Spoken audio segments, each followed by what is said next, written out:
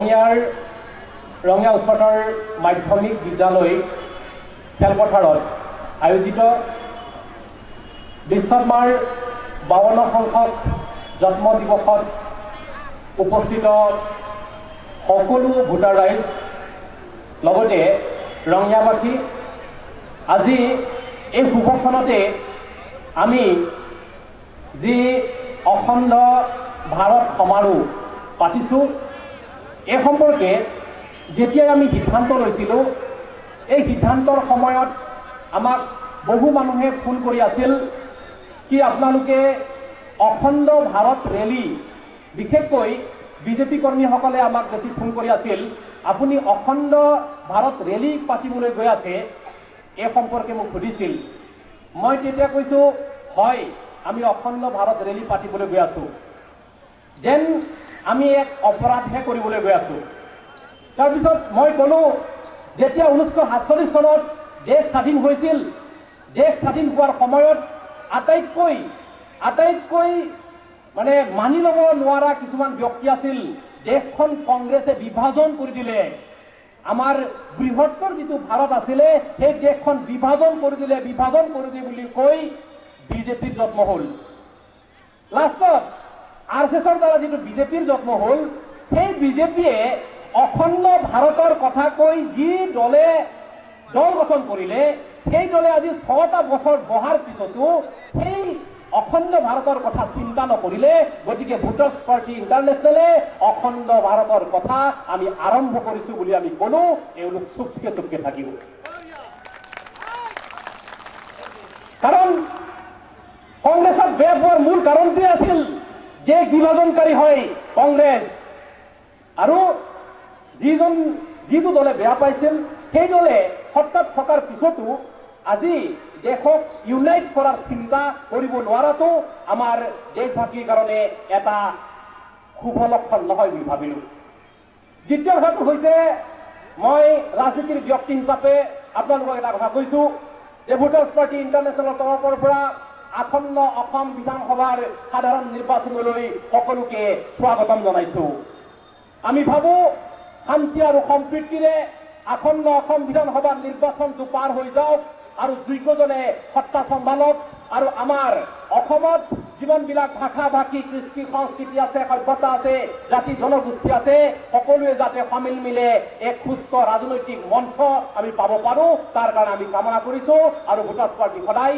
সহযোগ কৰিব দ্বিতীয় কথাটো হৈছে মই নিজে দুখিত আমাৰ অসমৰে ভূমিপুত্ৰ মিচিং জনজাতিসকলৰ এটা ফৈদ লাইকা দদিয়াবাসীৰ ওচৰত আমি ক্ষমা প্ৰাৰ্থনা মাগিছোঁ কাৰণ আপোনালোকক আমি সহায় সহযোগ দিব পৰা নাই কিয়নো সেই সহায় সহযোগ এইকাৰণে দিব পৰা নাই যে আমি অন্য নেতাৰ নিচিনাকৈ ঘৰিয়ালৰ চকু পানী টুকিব নোৱাৰোঁ এইকাৰণে আপোনাৰ ওচৰত যোৱা নাই আপোনালোকৰ ওচৰত আমি কোনো সহায় দিব পৰা নাই কিন্তু এটা কথা মনত ৰাখিব যিসকল অসমৰ নেতাই যিসকল ৰাজনৈতিক নেতাই আপোনালোকৰ ওচৰত গৈ ঘৰিয়ালৰ চকু পানী টুকিছে এওঁলোকে আপোনালোকক সহায় কৰিব পৰাকৈ এওঁলোকৰ জ্ঞান বুদ্ধি আৰু সামৰ্থ্য নাই আপোনালোকৰ নিজৰ ৰাস্তা নিজে ধুনীয়াকৈ ধৰি থাকক তৃতীয় কথাটো হৈছে আজি জনসাধাৰণে যিটো মৰম চেনেহেৰে আমাক যিখন মঞ্চ দিছে সেই মঞ্চক আমি বাস্তৱ ৰূপত আৰু বৈজ্ঞানিক ৰূপত তুলি ধৰি যাতে এইখন দেশৰ জনসাধাৰণে সুস্থ মূল্যবোধ নাগৰিক মূল্যবোধ আৰু মানৱ জীৱনৰ মূল্যবোধ জীয়াই থাকিব পাৰে এই সম্পৰ্কে ভোটাৰশ্বিপৰ কথা উল্লেখ কৰা হৈছে যে সেই ভোটাৰশ্বিপ নানান দেশত অন্যান্য দেশত বেলেগ নামেৰে নামাকৰণ কৰি দেশ চলাই আছে গতিকে আমি ভাৰতবাসী হিচাপে ভোটাৰৰ নামটোক ইনক্লুড কৰি যিটো প্ৰতি মাহে টকা পোৱাৰ যিটো আঁচনি সেই আঁচনিটোক আমি ভোটাৰশ্বিপ বুলি কৈছোঁ আৰু সেই ভোটাৰশ্বিপ দলৰ যি স্ৰষ্টা সেই স্ৰষ্টাজনৰে আজি 52তম জন্ম দিৱস এইকাৰণে বিশ্বকৰ্মালৈ আমি চেলুট জনাইছোঁ তুমি দীৰ্ঘজীৱী হোৱা চতুৰ্থ কাৰণ হৈছে এইখন পৃথিৱীৰ বাসিন্দা হোৱাৰ খাতিৰত আমি একেখন পৃথিৱীৰ বাসিন্দা হোৱাৰ খাতিৰত এইখন পৃথিৱীত আমি সমিল মিলে জীয়াই থকাৰ স্বাৰ্থত আমি বা আপুনি মই যিখন মঞ্চত আছো এইখন মঞ্চতেই আমি মিলা প্ৰীতিৰে সম্প্ৰীতিৰে জীয়াই থাকিব লাগিব। আমাৰ কাৰণে এইখন পৃথিৱীত আমি কাজিয়া পেচাল কৰি অন্য এখন পৃথিৱীত মিলা প্ৰীতিৰে থাকিম বুলি আমি ভাবিব পৰা আমাৰ কোনো এখন পৃথিৱী নাই। এইখনেই পৃথিৱী যিখন পৃথিৱীত মানৱীয় গৰিমাৰে সৈতে মানুহে জীয়াই থাকিব পাৰে। গতিকে আপোনালোকৰ আহ্বান জনাইছো, ৰাজনৈতিক নেতা আৰু ধৰ্মগুৰুৰ বংশাৱক আহি আপোনালোকে যাতে কোনো ধৰণৰ হাই কাজিয়া নকৰে তালৈ আমি আপোনালোকক এবাৰ পুনৰ আহ্বান জনালো। 5 নম্বৰ কাৰণটো হৈছে যে পৃথিৱীত মানুহৰ দুখৰ স্থান নাই। এইখন পৃথিৱীত মানুহৰ কোনো দুখৰ স্থান নাই। প্ৰকৃতিয়ে আমাক সৰ্বস্ব দিছে। মানুহ সৃষ্টিৰ আগতেও প্ৰকৃতিয়ে আমাক ইয়াত জীয়াই থাকিব পৰাকে প্ৰয়োজনীয় ব্যৱস্থা এওঁলোকে দিছে। ইয়াত খাদ্য, অন্ন, বস্ত্ৰ, বাসস্থানৰ পৰা আদি কৰি অন্যান্য নানান যিমানখিনি প্ৰয়োজনীয় বস্তু প্ৰকৃতিয়ে দিছে, কিন্তু সেই প্ৰাকৃতিক ব্যৱস্থাৰ ওপৰত আমাৰ ন্যূনতম সামাজিক আৰু ৰাজনৈতিক জ্ঞান নথকাটো আমাৰ কাৰণে দুখৰ বিষয়।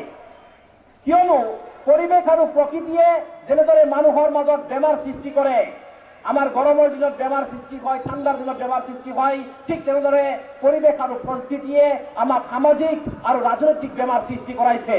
গতিকে আমি ভাবো ভোটাৰ্ছ পাৰ্টি ইণ্টাৰনেশ্যনেলে আমি social treatment and political treatment, আমি সামাজিক আৰু ৰাজনৈতিক আমি চিকিৎসা কৰিব বিচাৰো। মাত্ৰ ইয়াত ৰাজনৈতিক মঞ্চ তৈয়াৰ কৰি মানুহক বিশৃংখল ঘটাব নোৱাৰো আৰু নিবিচাৰো। গতিকে আমি সকলো দলক আহ্বান জনাইছো, আপোনালোকৰ বুদ্ধিমত্তা দিনক দিনে সৰু হৈ আহি আছে। সেই বুদ্ধিমত্তা বৃদ্ধি কৰি যাতে আমি সমাজ আৰু ৰাজনীতিৰ চিকিৎসা কৰিব পাৰো, তাৰ কাৰণে সকলো দললৈ মোৰ আহ্বান থাকিল। এটা কথা, যোগ্য ভোগ্য বসুন্ধৰা, এটা অষ্টবাক্য আছে আপোনালোক জানে, যোগ্য ভোগ্য বসুন্ধৰা। এই পৃথিৱীত যদি আপুনি মই ভোগ কৰিব লাগে তেনেহলে আপুনি মই যোগ্য হ'ব লাগিব।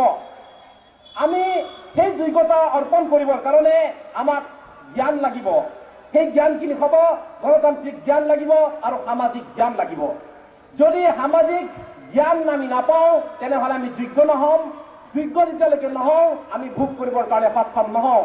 সেইকাৰণে আমি সেই যিটো ব্যৱস্থাগত আদৰ্শ আৰু ব্যৱস্থাগত পাৰ্থক্যৰ ওপৰত ভিত্তি কৰি এটা কথা কৈছো যে প্ৰতি মাহে প্ৰতি ভোটাৰক 6,000 টকা দিয়াৰ কথা উত্থাপন কৰিছো।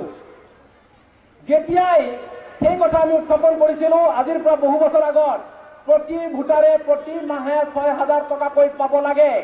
এই সময়ত কিন্তু নিজকে শিক্ষিত, গুণী, জ্ঞানী বুলি নিজকে গৰ্ব কৰি থকা অপৰিপক্ক ৰাজনীতিক নেতাসকলে কিন্তু আমাৰ কৰ্মীসকলক গালি পাৰি আছিল। এওঁলোক মূৰ্খ, চেৰাবলীয়া, সংবিধানৰ নীতি নিয়ম নাজানে, ৰাজনীতি নাজানে, এইকাৰণে মানুহক টকা দিব লাগে বুলি কৈ আছিলে এইসকল যিসকলে নিজকে গুণী, জ্ঞানী, বুদ্ধিজীৱী, সাহিত্যিক, সাংবাদিক বুলি নিজকে জহাই ফুৰিছিল, ৰাজনীতিক নেতা বুলি জহাই ফুৰিছিল। কিন্তু কালক্ৰমত 2016 চনত যেতিয়াই ভোটাৰ্ছ পাৰ্টি ইণ্টাৰনেশ্যনেলে ৰাজনৈতিক মঞ্চত ভৰি দিলো, নিৰ্বাচনত অৱতীৰ্ণ হলো, সেইদিনাখনৰ পৰা কিন্তু সকলো সমীকৰণ সলনি হৈ গল। সকলো দলেই আজি টকা দিয়াৰ কথা কবলৈ বাধ্য হল নে নাই? সকলো দলেই টকা দিয়াৰ কথা কবলৈ বাধ্য হল। আপোনালোক জানিও আচৰিত হব যে প্ৰায় বৰ্তমানৰ যিটো বৰ্তমানৰ চৰকাৰে প্ৰতি বছৰে 2,15,000 কোটি টকা পোনপটীয়াকৈ আৰ্থিক অনুদান জনসাধাৰণক দি আছে। প্ৰতি বছৰে 2,15,000 কৰোৰ দি আছে। আৰু তাকে চাই কংগ্ৰেছে কৈছে ন্যায় আঁচনিৰ জৰিয়তে এটা পৰিয়াললৈ কেইহাজাৰ টকা, 7,500 টকা দিয়াৰ কথা কৈছে। ইয়াত ধাৰ্মিক ধ্ৰুৱীকৰণৰ কাৰণে সৃষ্টি হোৱা আৰু বিজেপিৰ পৰা বাচিবৰ কাৰণে যিমানবিলাক অসমত আঞ্চলিক দল সৃষ্টি হৈছে, এওঁলোকে জাতীয়তাবাদৰ কথা বাদ দিয়ক, আঞ্চলিকতাবাদৰ কথা কয়। কিন্তু এওঁলোকেও বিদেশীক অনুসৰণ কৰিবলৈ গৈ পেলাই ইউনিভাৰ্চেল বেচিক ইনকামৰ কথা কৈছে। মুখত কৈছে জাতীয়তাবাদ আৰু নকল কৰিছে ইউনিভাৰ্চেল বেচিক ইনকাম। বিদেশৰ পৰা নকল কৰিছে নাই? গতিকে এনেকুৱা নেতাৰ দ্বাৰা আমাৰ কিবা হোৱাৰ সম্ভাৱনা নাই। আমি এটা কথা কৈছো, ইয়াত যিসকল মানুহে এলাৰ্ট হয়, চৰকাৰে ইতিমধ্যে প্ৰতি মানুহক প্ৰতি মাহে ৭,৫০০ টকাকৈ দি আছে। যিসকলে জানে, যিসকলে পাইছে, এওঁলোকে ৭,৫০০ টকা উঠাই আছে। আৰু আমাৰ জ্ঞানৰ অভাৱৰ কাৰণে আমি প্ৰতি মাহে ৭,৫০০ টকা উঠাব পৰা নাই। কিয়? এটা কথা কৈছে, বিশেষকৈ কৃষক সন্মান নিধি অসমত ভোটাৰ্ছ পাৰ্টি ইণ্টাৰনেশ্যনেলে যেতিয়া আৰম্ভ কৰি গ'ল, ভাৰতবৰ্ষত কোনো দেশে নোপোৱাৰ আগতেই কৃষক সন্মান নিধি আমাৰ অসমত পাবলৈ সক্ষম হৈছিল। কৃষক সন্মান নিধি, অৰুণোদয়, নিবনুৱাক ৫০,০০০কে দিয়া স্বয়ং আঁচনি, চাহ জনগোষ্ঠীসকলক ধন পুৰস্কাৰ মেলা, ইন্দিৰা মিৰি বৃদ্ধা পেঞ্চন আঁচনি, কনকলতা মহিলা সবলীকৰণ, অসম জ্ঞান দীপক আঁচনি, মহিলা বোৱা কটা আঁচনি, গৰ্ভধাৰণ সুৰক্ষা আঁচনি, চাহ মজদুৰক দিয়া আঁচনি, অন্যান্য আঁচনিৰ নামত কিমান টকা খৰচ কৰি আছে? 2,15,000 কোটি টকা খৰচ কৰি আছে। এই ব্যৱস্থাকে যদি ভোটাৰ্ছ পাৰ্টিয়ে পায়, 2,15,000 কোটি টকাক অকমান ইফাল কৰি প্ৰতি মাহে প্ৰতি ভোটাৰক অসম চৰকাৰৰ পৰা 1,000 টকাকৈ দিব পৰা যায়। ইয়াৰ পৰা এটাই কথা প্ৰতীয়মান হৈছে, বিজেপিৰ মগজুটো ইমান কি নাই, বিজেপিৰ মাথাটো ইমান মগজু নাই, যিটো বস্তু ছেটিং কৰিব পৰা ব্যৱস্থা এওঁলোকৰ মগজুটো নাই। আমি স্পষ্ট ক'ব পাৰো। সেইকাৰণে আমি এটা কথা কৈছো যে ইয়াত যিখিনি ব্যৱস্থা হ'বলৈ গৈ আছে, এতিয়াও আমি এটা কথা কৈছো, জাতিৰ সংকটৰ সময়ত আসন্ন অসম বিধানসভা নিৰ্বাচনত যদি বিজেপিক অসমৰ পৰা বিতাড়িত কৰিব লাগে, তেনেহলে অন্যান্য দলবিলাকে বিজেপি বিৰোধী এখন মঞ্চ তৈয়াৰ কৰক আৰু পশ্চিমীয়া দেশসমূহৰ দৰে 2 দলীয় ৰাজনৈতিক ব্যৱস্থা প্ৰৱৰ্তন কৰক। তেতিয়াহে বিজেপিক আঁতৰাব পাৰিব। বাকী বিজেপিক আঁতৰাব পৰা শক্তি কাৰো নাই। এই কথাটো কিয় কৈছো? আমি নতুন যিখিনি ৰাজনৈতিক মঞ্চ গঠন হৈছে, আঞ্চলিক মঞ্চ গঠন হৈছে, এওঁলোকক এটা কথা আমি সোঁৱৰাই দিব বিচাৰো।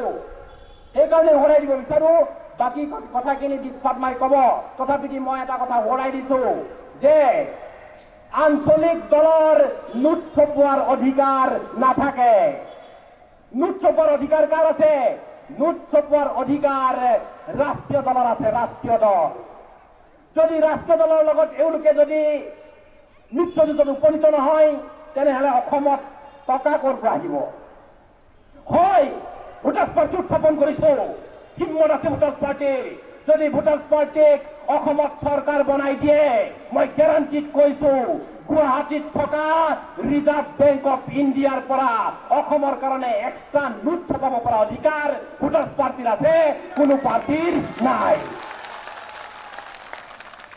যাৰ ঔকাত নাই, এওঁলোকৰ টিভি চেনেলত দেখুৱাই দিন ৰাত, যাৰ ঔকাত আছে তাক নেদেখুৱাই।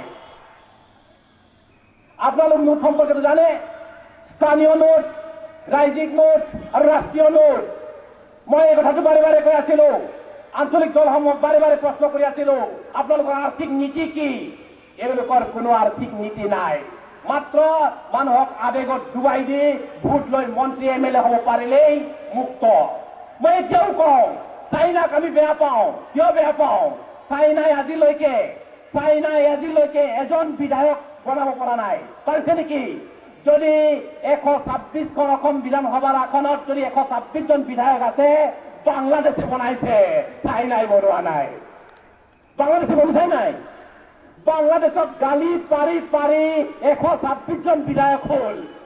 এওঁলোকৰ বাপেক কোন? বাংলাদেশ। আমি চাইনালৈতো কি উপদে? চাইনাই এজন বিধায়ক আজিলৈকে বনাব পৰা নাই, কিন্তু বাংলাদেশে 126জন বিধায়ক গুৱাহাটীত বহাই থৈছে। হয় নে নহয়? গতিকে আমি ভাবো এনে আঞ্চলিকতাবাদ আৰু জাতীয়তাবাদৰ মুখস্থ বিদ্যাৰে আমাৰ অসমত একো হ'ব লগা নাই। আৰু আপোনালোকক এটা কথা কৈছো, ভোটাৰ্ছ পাৰ্টি ইণ্টাৰনেশ্যনেলে 2021 চনৰ আসন্ন বিধানসভাত প্ৰতি সমষ্টিত প্ৰতিদ্বন্দ্বিতা কৰিব, প্ৰতি সমষ্টিত প্ৰতিদ্বন্দ্বিতা কৰিব। কিন্তু যদিহে যিসকল ব্যক্তিয়ে অসমখন ৰক্ষা কৰিম, দেশখন ৰক্ষা কৰিম বুলি যদি বুকুত হাত থৈ কয়, তেনেহলে ভোটাৰ্ছ পাৰ্টি ইণ্টাৰনেশ্যনেলে 5 বছৰৰ কাৰণে বহি দিবৰ কাৰণেও প্ৰস্তুত আছো। আমি বেক হৈ দিবৰ কাৰণে প্ৰস্তুত আছো। কাৰণ আমাৰ কাৰণে মন্ত্ৰী বিধায়ক হোৱাটো কোনো ডাঙৰ কথা নহয়। আমাৰ কাৰণে জাতি বচাটো, দেশ বচাটো, ভোটাৰ বচাটো আৰু মানুহবিলাকে সমৃদ্ধিৰে জীয়াই থকাটোহে মূল কথা। গতিকে এনেকুৱা যদি পৰিৱেশ সৃষ্টি হয়, হয়তো ভোটাৰ্ছ পাৰ্টি ইণ্টাৰনেশ্যনেলে আমি প্ৰতিদ্বন্দ্বিতা নকৰিবও পাৰোঁ। যদি এনেকুৱা পৰিস্থিতি সৃষ্টি নহয়, তেনেহলে এওঁলোকৰ ভাতৌ মুখস্থৰ পৰা মানুহবিলাকৰ ওচৰত এখন সমাজ আমি গতাব নোৱাৰো। আমি বাৰ বাৰ কৈ আছিলো, এগিলাচ মদ খালেই নেতা হৈ যোৱা, 500 টকা জেপত পালেই নেতা হৈ যোৱা মানুহৰ হাতত সমাজ আমি গতাব নোৱাৰো। স্পষ্ট কথা। আৰু এটা কথা কওঁ, সেই কথাখিনিকে কৈ আমি আপোনালোকক এটা কথা আহ্বান জনাইছো। আপোনালোকে আমাক যি মৰম দিছে, চেনেহ দিছে, আবেগ দিছে, অনুভূতি দিছে, শিক্ষা দিছে, আৰু অকমান সময় দিয়ক, বিশ্বাস ৰাখক, মৰম দিয়ক। চাব, ভোটাৰশ্বিপ আনি আছো। ভোটাৰশ্বিপৰ জয় নিশ্চিত, ভোটাৰশ্বিপৰ জয় নিশ্চিত। আমাক আস্থা ৰাখক, বিশ্বাস ৰাখক। কাৰণ যিসকল লিডাৰ আমি চাইছো, মই বাৰ বাৰ কৈ আছিলো, ধান চাউল প্ৰকৃতিৰ সৃষ্টি, ধান চাউল প্ৰকৃতিৰ সৃষ্টি। হাৱা, বতাহ, পানী, ভূমি, জল, শিল, বালি, চৰাই চিৰিকটি, জীৱ জন্তু, দালি, আলু, কল, কমলা, পাথৰ, সকলো প্ৰকৃতিৰ সৃষ্টি। ইয়াক কোনেও সৃষ্টি কৰা নাই। কিন্তু তাকে লৈ কংগ্ৰেছে কি কৰে, চাউল আমি দিছো বুলি কয়। কংগ্ৰেছে কৈছিলে নাই? আমি আগত কংগ্ৰেছে কৈছিলে নাই চাউল আমি দিছো বুলি? কৈছিলে। আৰে কংগ্ৰেছে কেতিয়াৰ পৰা চাউল বনাব পৰা হ'ল? এতিয়া কৈ আছে বিজেপিয়ে চাউল বিজেপিয়ে দিছে। আৰে বিজেপিয়ে চাউল কেতিয়াৰ পৰা বনাব পৰা হ'ল? ইমান শুকাই যোৱা মগজুবিলাক লৈ বৃহত্তৰ সমাজ কেনেকে চলাব? এইকাৰণে এওঁলোকক আমি প্ৰশ্ৰয় দিয়া নাই, নিদো। এইকাৰণে আপোনালোকক বাৰ বাৰ আহ্বান জনাইছো। মই এটা আপোনালোকক হাত উঠাব বিচাৰিম। 2021 চনৰ আসন্ন অসম বিধানসভা নিৰ্বাচনত ভোটাৰ্ছ পাৰ্টিয়ে প্ৰত্যেকটো সমষ্টিত খাৰা হোৱাটো কিমানজনে বিচাৰে? আপোনালোকে হাত উঠাই দেখুৱাকচোন। সঁচাকে পাৰিবনে? হয়, আমাৰ ঘৰত মানুহে সদায় এটা মনোবল লয়, যিসকল মিছলীয়া ঠগবাজ এইসকলেই আমি জিতিম বুলি কৈ আছে। আৰু সঁচা মানুহে আমি জিতিম বুলি কোৱাত কিহৰ কি আছে? আমিতো ক'ব পাৰো না। এইকাৰণে মই লাষ্টত এটা আপোনালোকক আহ্বান জনাইছো। বিশ্বআত্মা ভৰত গান্ধী এও 1:40 ইয়াত উপস্থিত হ'ব।